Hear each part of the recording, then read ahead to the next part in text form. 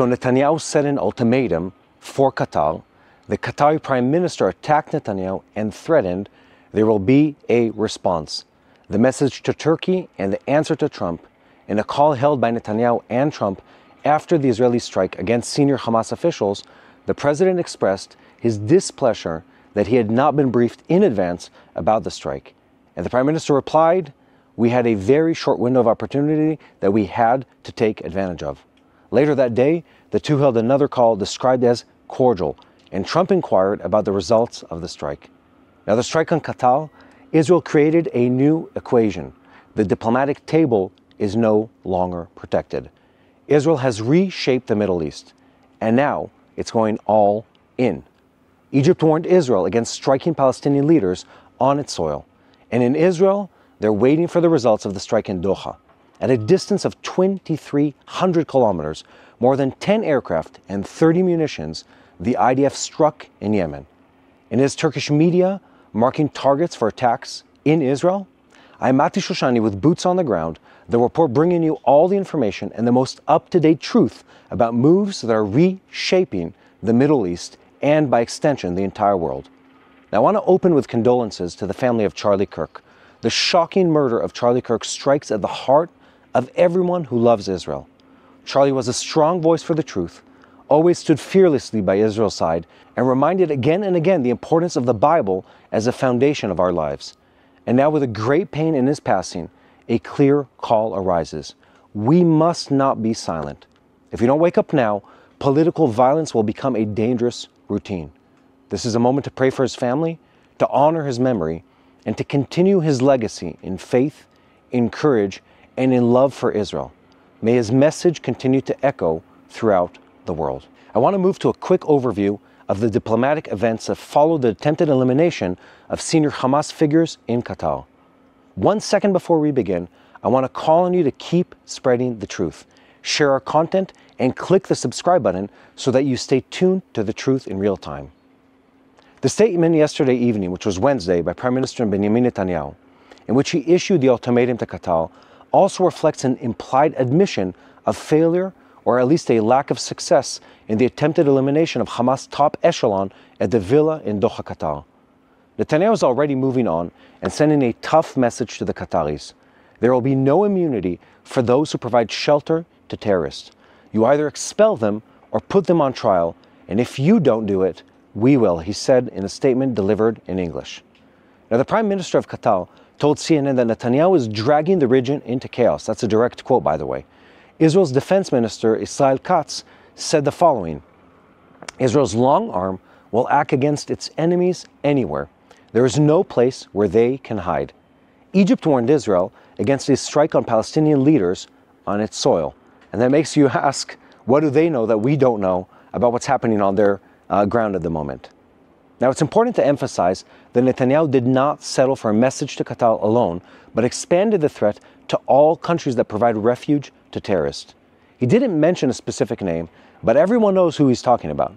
He is talking about Turkey. For example, they provide shelter to Hamas operatives and leaders, including some of the ones that were targeted in Qatar just the other day. In this statement, Netanyahu also answered the comments made by U.S. President Donald Trump, who said he wasn't pleased with the strike and demanded that Netanyahu avoided repeating it. Netanyahu replied indirectly and said that Israel acted exactly as the U.S. acted after the September 11th attack, 2001. Then it eliminated Osama bin Laden in Pakistan, another sovereign state that is a U.S. ally, and that fact alone didn't stop the U.S. from carrying out that attack. The bombs that hit the villa in Doha the day before yesterday caused heavy destruction at the site, which is still sealed off by Qatari security forces. Hamas denied the reports and rejected in an official statement the claims that members of its negotiating delegation were eliminated. But on the other hand, it has not still been proven either which way. We actually don't know who was hit and who walked away unscathed. An Israeli source who spoke with the U.S. admitted there's still a question mark around this entire operation. And at the same time, Israel continues to threaten Hamas members, saying we will act against any enemy, anywhere. Just the other day, I heard in person Prime Minister Netanyahu say exactly that, and I'll give more on that in just a second. Now, at the moment, there's no indication that the terrorists were eliminated. This is an official Israeli source that's saying this, and we're still hoping they were eliminated, but the optimism has decreased. Now, to understand the results of the strike, the IDF is conducting something called a BDA, Bomb Damage Assessment, an assessment of the damage from bombs and missiles. Now, these assessments are carried out by a unit that analyzes aerial photographs or other footage. And these include, of course, social media links and comments and videos that are uploaded by people on the ground. Now, in the past, there were cases in which terror organizations denied the elimination of a certain senior or official, but the analysis of the strike's results led to confirmation of the successful elimination. Now, let me just be clear, we don't have that in this case yet. We don't actually know the exact facts of what's happened on the ground. So let me tell you what happened there.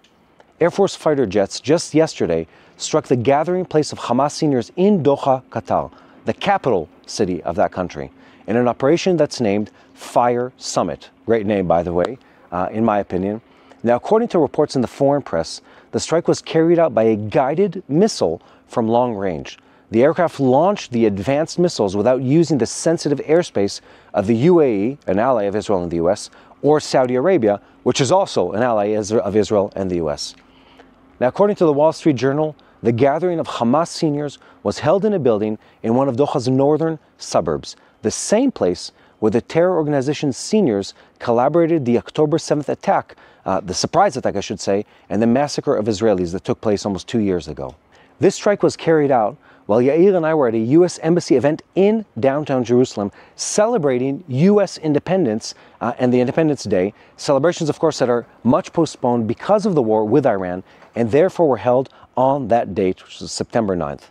In the Lebanese newspaper El Akbar, it was reported that Egyptian authorities discussed in the past 2 weeks with Hamas seniors the security threats to the terror organization's leaders abroad, particularly those in Lebanon and Turkey. However, carrying out the elimination in Qatar in a public manner constituted a shock both to Doha and to Cairo. I think it's safe to say that no one saw this coming, no pun intended.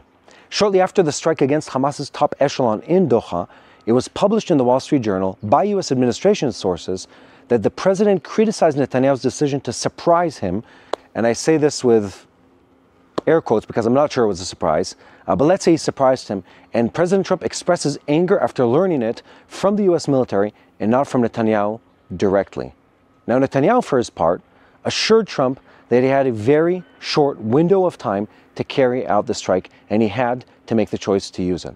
And let me just say that what we know from Israeli publications is that the War Cabinet in Israel pre-approved this attack, knowing full well that they'd have maybe minutes to make the decision, so it was pre-approved. So Trump expresses frustration at this decision, and especially because the strike is carried out in Qatar, a U.S. ally and a mediator in the negotiations with Hamas, and called the decision unwise. Now, officials in the Trump administration, they noted that about a day later, the two held a follow-up call that was, quote, cordial. The president asked Netanyahu if the strike had been successful or proved itself, and Netanyahu replied that he didn't know yet. And by the way, we still don't know if it was successful or not. So I want to say a couple words on this subject. The fact that President Trump is complaining about not being in the loop on this attack doesn't mean the U.S. administration didn't know or that he didn't know. In fact, we talked about this in the live we carried out that very night. It's almost impossible for Israel to strike in Qatar without at least some knowledge of the U.S. army and forces that are in Qatar of what's taking place, simply because of the incredible American presence that's in Qatar. And because of that reason, I have the sense, and I think many officials have been saying the same thing, that at least to a certain degree, the U.S. was in the loop about what was happening here. Just one more thing to bear in mind about this whole attack is the fact that Israel and the U.S. have been working sort of hand in hand for many months now in the Middle East. And this thought that Israel could have carried out an attack against this kind of target without intelligence cooperation or the knowledge of the U.S., it just doesn't make sense. And I'll give you one technical example. The U.S. has incredible surface-to-air assets on the ground in Qatar. These are measures that are put in place to prevent attacks on U.S. bases and the Qataris themselves. In fact, the biggest benefactor and protector of the Qataris is the U.S. Armed Forces, or are the U.S. Armed Forces that are on the ground in that country. So to think that this attack could be a complete surprise to the U.S., I just don't see that happening. I do see that the US would have a very clear and strong agenda to have some kind of plausible deniability, to say that they weren't part of this attack, at least not officially, and maybe they knew the big moving pieces but didn't know exactly when it was happening and how it was going to happen. And that actually would make sense from a diplomatic stance, having Qatar be both an ally and an enemy of the US. We're going to continue to report and update you on all the truth. So keep spreading the truth, share our content, and of course, if you have not yet clicked the subscribe button, well, now is the time to do that, and stay tuned to the truth in real time of what's happening here in Israel and here in the Middle East. So what if I told you you can invest in Israel's success while building your own financial future? Let me just make a comment about this. Just a couple days ago, Yair and I are at a US Embassy event celebrating July 4th, yes, in September because of the war. And as we're there, there's the news of this strike that took place in Qatar. And at the same time, there was a Houthi from Yemen missile that strikes or that was targeted at Israel, didn't actually land in Israel. And the next headline that hits Israeli news is uptick in the Israeli stock market. During the war, an uptick in the Israeli stock market. So you need to understand that what this war has done is strengthen our economy, strengthen our resilience, and strengthen the trust that international institutes have in the Israeli economy, in the Israeli stock market, and in Israeli companies. Our sponsor and friends over at Wise Money Israel are American and Israeli financial experts who know that both the American and the Israeli stock market intimately for many years. They offer clients from over 30 nations the same professional management and standards you'd expect from any US registered investment firm. By the way, they are registered both in the US and in Israel, so your money is in safe hands. Now, we're not just talking about investing in a specific company or a risky venture. This is investing in the overall success of the state of Israel through Israeli stocks and bonds, just like you would in the US. Now, I've personally known the Wise Money Israeli CEO and his family for many years, and I trust them personally and completely. I firmly believe that investing in Israel is the right thing to do if you're a Bible-reading individual or entity, because that shows us where our economy is going. So click the link in the description below or visit Wise Money Israel. That's wisemoneyisrael.com/TBN to make an investment today. Again, wisemoneyisrael.com/TBN. For just a moment, I want to hand the broadcast to Yair Pinto. He's at this very moment just about to enter into southern Lebanon to see the IDF's new defensive outpost and to bring you all the truth from the field. Now over to Yair Pinto. Thank you very much, Mati Shoshani. I'm here on Israel's border with Lebanon at one of the northernmost points in Israel, preparing to enter and see the new IDF deployment in southern Lebanon. I'm here with our heroic cameraman, Sam, and I have to say that we are both excited about the entry into South Lebanon. We are at a critical moment for Israel-Lebanon relations. The golden opportunity that has emerged to further reduce Hezbollah's power and push the organization outside the Lebanese political consensus requires us to be very vigilant and to help President Joseph Aoun of Lebanon disarm Hezbollah. Last Friday, the Lebanese government decided to advance the plan whose goal was to disarm the terrorist organization Hezbollah. The decision was made despite disagreements between President Aoun, attuned to the army's hardships, and Prime Minister Nawaf Salam, who is pro-Saudi American and is pushing to implement the plan without delay. Hezbollah's various spokesmen and members of parliament have since been speaking very cautiously, calling on the government not to play into the hands of the Zionist enemy, Israel, yet at the same time modestly celebrating the achievement since no timeline was set for the implementation of this agreement, and it is conditioned on Israel meeting the requirements. The threats by Hezbollah's Secretary General, Naim Qassem, that unilateral disarmament would lead to civil war, as well as his demand that the entire process take place within a national dialogue, have had their effects. The political and the military consensus is that the organization will be disarmed only by consent. The Lebanese army is expected to completely disarm Hezbollah near the border with Israel within 3 months, and former Minister Youssef Raji told AFP today. In August, the Lebanese government ordered the army to prepare plans to disarm the Hezbollah terrorist organization by the end of the year, after being under pressure from the United States and from Israeli strikes. And last week, the cabinet said that the army would begin implementing these orders. Raji said that the army commander, Radolf Hakila, presented to the government last week a 5-stage plan to ensure that all weapons will be held by the Lebanese state. The first stage is supposed to last 3 months, during which disarmament south of the Litani River, about 30 kilometers from Israel's border, right here, will be completed by the end of November. There will be no depots, no weapons, no transfers of weapons, no fighters, and no display of weapons in the area, Raji said as he described the army's plan. Hezbollah has been severely weakened following exchanges of fire with Israel that lasted a year, including 2 months of open war, which destroyed part of its weapons arsenal and disseminated its leadership. Beirut defined the disagreement move, which Hezbollah opposes, as part of the implementation of the ceasefire agreement that ended this war last November. The agreement also called for the withdrawal of Israeli forces from Lebanon and an end to the strikes on the country, but Israel has struck its neighbor many times since then and has left troops deployed at 5 positions beyond this border inside South Lebanon at strategic locations. Defense Minister Israel Katz announced today that Israel will remain in the 5 outposts it established in southern Lebanon, regardless of negotiations with the state of Lebanon over points of dispute on the land border.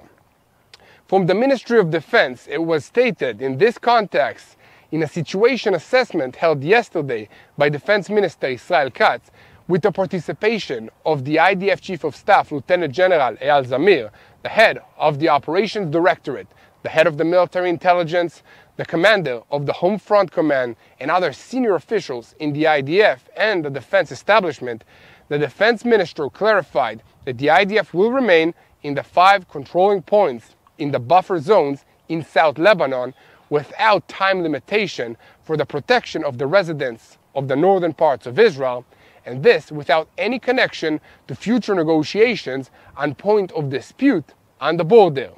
It was also stated the defense minister instructed the IDF to strengthen the anchor or hold in the outposts and to prepare for the prolonged stay in the 5 controlling points where the IDF is present. The strategic outposts that Israel established in southern Lebanon are positioned on commanding points that will allow control from a distance. They are located outside the villages, and the IDF hopes that this will prevent friction with the Lebanese population. The Trump administration has warned in recent days the Lebanese government that if it does not act quickly to disarm Hezbollah, it could lose economic aid from the United States and from the Gulf states, and even face a renewal of Israel's military campaign. This was reported by the New York Times. The messages that were conveyed ahead of the cabinet meeting in Beirut were an official military plan to disarm Hezbollah will be discussed. And according to the report, the United States, Israel, and the Gulf states are exerting heavy pressure on the Lebanese government to act now. American officials warned that if the Lebanese government opts for only partial steps, Congress may cut aid to the Lebanese army, which currently stands at about $150 million per day. By contrast, a senior plan would be rewarded with significant economic and security assistance. Up to here, Mati, over to you. Thank you, Yair. Now listen, the information you just provided leads me to my next hot topic, and that's the Israeli strike against Turkish firing systems that were placed in Syria. Yes, I know this is a lot of moving pieces, just bear with me for 1 second and I'll explain. So the Saudi channel called El Hadat reports from its sources that the military site attacked last night in Homs area in Syria was a warehouse of missiles and air defense equipment.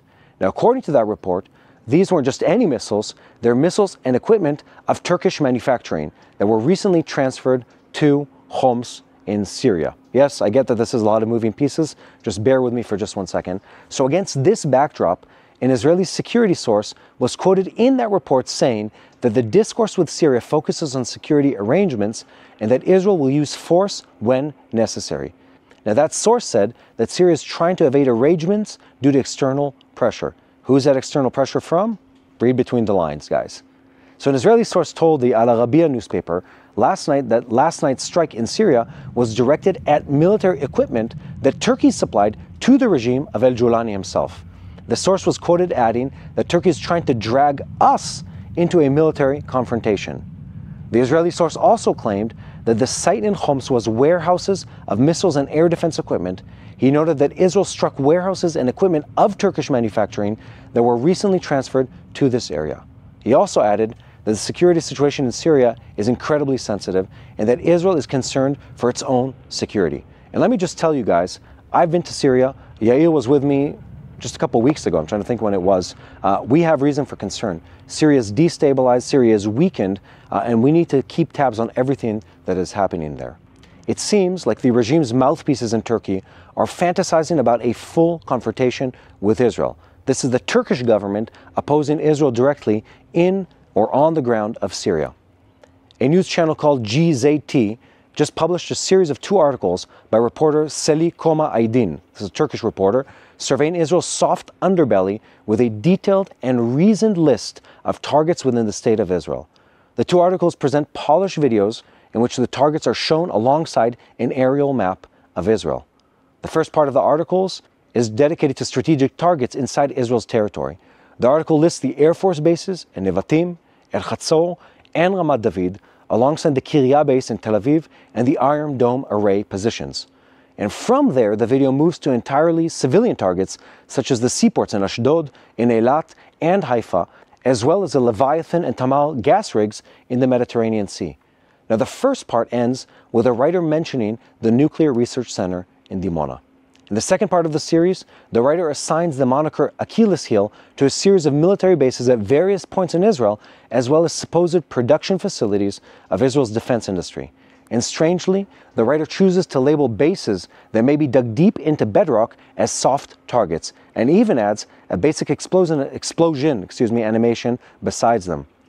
I think the bottom line here is that Turkey is frustrated by the capabilities Israel has demonstrated, and they're afraid. So Turkey is a state with Islamic aspirations of returning to the glory and the grandeur days of the Ottoman Empire, and they're faced with a reality where Israel stands in their way every single time they try to do that. So let me just give a 2-minute briefing on why Turkey is doing what they're doing inside Syria.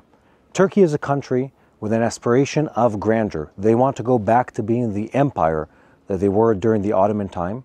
The leader of Turkey, Erdogan, or Erdogan, depends on how you pronounce the name, is a man that believes he is one of the people that is promoting a messianic agenda, not Christian, not Jewish, Islamic messianic, that he's going to be one of the people that brings forth the Mahdi, the Muslim Messiah, and that part of his actions are concerned and connected to a global Islamic jihadist almost movement, and they are a pivotal point in that. So their actions in Syria, they have to do with national ego, they have to do with religious aspirations, they have to do with their desire to step in and take action against a vacuum that was created in this region by the fall of Syria, the Assad regime, by the sort of evacuation of the Russians and then the Americans about a year ago, and by the fact that Israel's activities and the war in the last, since October 2023, really destabilized this region. They're trying to chunk and bite up as much as they can as this region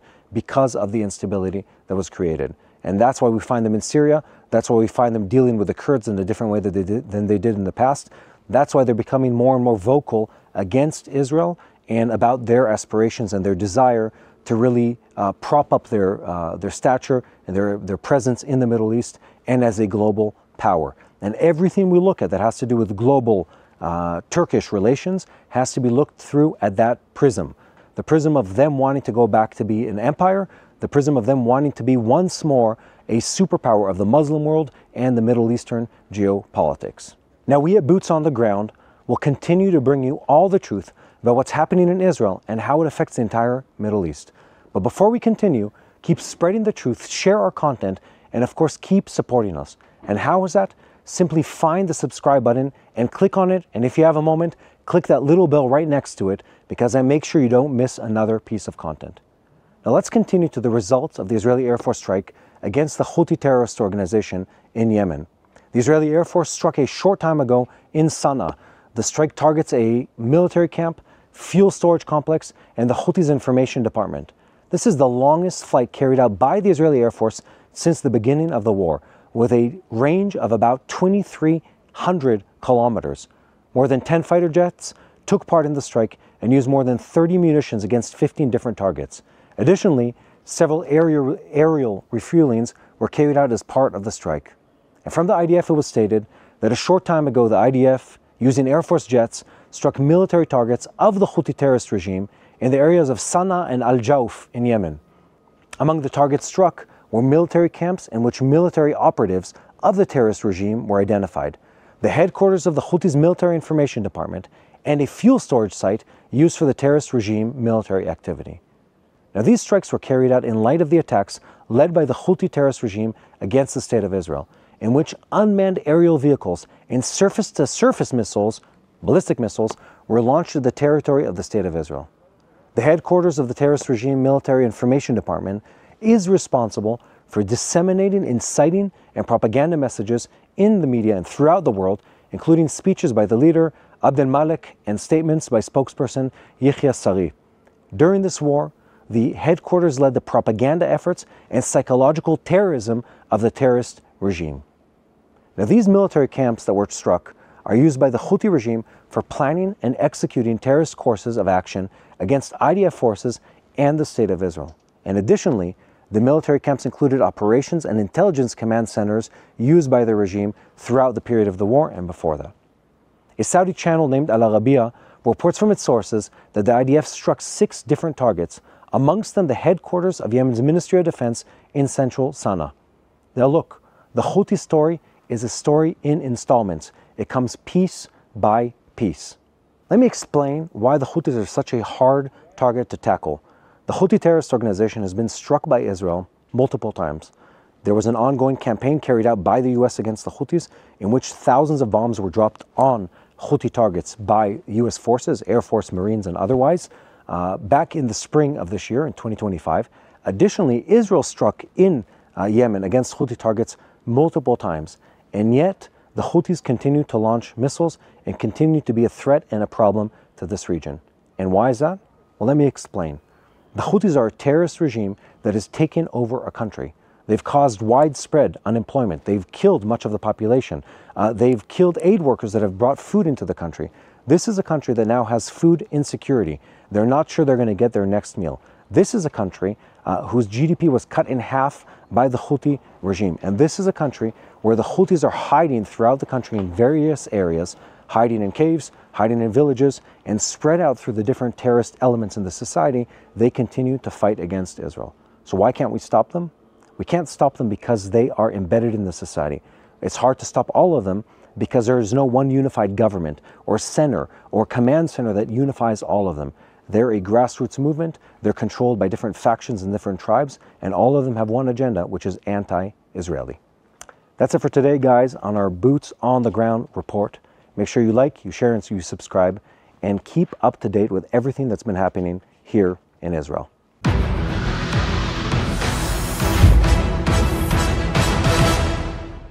Hello, this is Mati here in Jerusalem with TBN Israel. This is Yair Pinto from TBN Israel here in Jerusalem. TBN Israel is keeping viewers informed with Israel-focused news, culture, and what God is doing in this land. Support TBN Israel today online at tbn.org/Israel.